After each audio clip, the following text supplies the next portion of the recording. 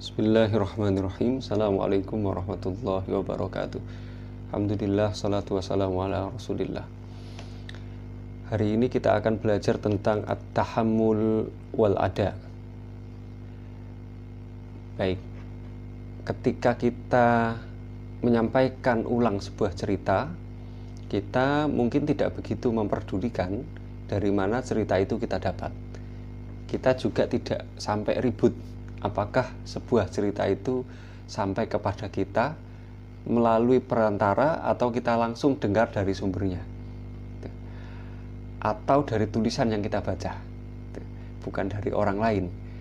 Terlebih lagi, kita juga tidak pernah ambil pusing bagaimana dan dari mana sebuah cerita atau berita itu didapat oleh orang yang bercerita kepada kita. Yang simpelnya hanya kita terima aja apa adanya tanpa kemudian kita lihat bagaimana orang itu menyampaikan berita. Nah, saat ini ketika kita menerima suatu hadis, kita cukup menyebutkan saja hadis itu. Hadis ini ada di Sahih Bukhari, hadis ini ada di Sahih Muslim misalkan. Nah, kita tidak membiasakan diri untuk kemudian sensitif membedakan antara lafadz menceritakan kepada kami, mengkabarkan kepada kami, mengatakan kepada kami mendengar, kami menyimak, kami diwasiati, dan lain-lain. Padahal para ulama-ulama terdahulu sangat sensitif terhadap hal itu, karena di setiap lafadz dalam periwayatan itu memiliki konsekuensi diterimanya atau tidak berita yang dibawa. At-tahammul wal ada. At-tahammul itu secara bahasa bermakna menanggung, membawa, menerima. Secara istilah, terminologi, tahammul itu dimaknai sebagai proses atau kegiatan mengambil hadis dari seorang guru dengan cara-cara tertentu. Jadi saya mengambil hadis dari guru saya, artinya saya dalam posisi at-tahammul.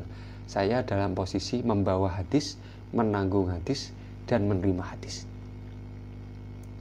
Ada posisi yang kedua, yaitu al-ada. Al-ada ini secara bahasa maknanya adalah menyampaikan sesuatu kepada orang yang dikirim kepadanya. Secara istilah, sederhananya al-ada ini adalah meriwayatkan atau menyampaikan hadis kepada murid atau kepada orang lain. Ketika saya menerima hadis dari guru saya ada kepada saya. Saya at-tahammul. Begitu saya menyampaikan hadis itu kepada orang lain, kepada murid saya misalkan, maka saya ada menyampaikan hadis itu kepada orang lain.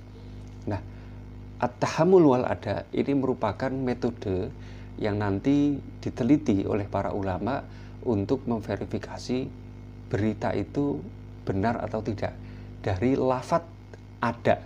Lafadz bagaimana hadis itu ditularkan, lafadz bagaimana hadis itu diriwayatkan kepada periwayat selanjutnya.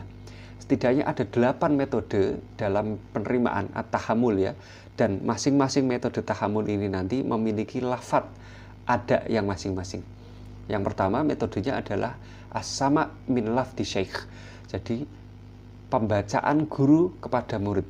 Jadi guru membacakan hadis kepada murid. Yang kedua al-qiraah ala syekh. Yang pertama min, yang kedua ala. Jadi murid membaca kepada guru. Yang ketiga al-ijazah. Guru memberikan izin untuk meriwayatkan dari dirinya. Yang keempat al-munawalah. Munawalah ini menyerahkan kepada seseorang bahan tertulis untuk diriwayatkan. Al-kitabah ini menuliskan hadis kepada seseorang. Beda ya, kalau al-munawalah menyerahkan bahan tertulis, tapi kalau al-kitabah menulis bahan. Al-i'lam, guru mengkabarkan kepada muridnya bahwa dia mendengar suatu hadis tanpa ada lafadz secara jelas bahwa dia mengizinkan beritanya ini untuk diriwayatkan kepada muridnya, untuk muridnya. Yang selanjutnya nomor 7, al-wasiyah. Guru ketika menjelang wafatnya memberikan wasiat kepada muridnya atau orang-orang terdekat untuk menyampaikan suatu kitab atau suatu berita atau suatu hadis kepada orang lain. Yang terakhir al-wijadah, yaitu seseorang menemukan tulisan dari orang lain yang di dalamnya terdapat hadis, kemudian hadis itu diriwayatkan. Nanti kita akan rinci satu-satu, semoga teman-teman sekalian dapat memahami at-tahammul wal ada ketika nanti kita rinci secara detail insya Allah.